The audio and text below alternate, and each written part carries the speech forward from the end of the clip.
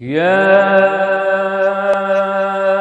أيها الذين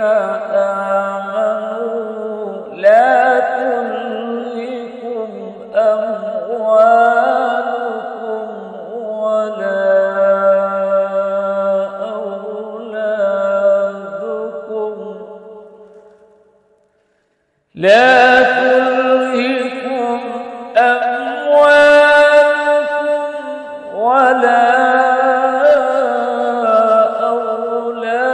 أولادكم عن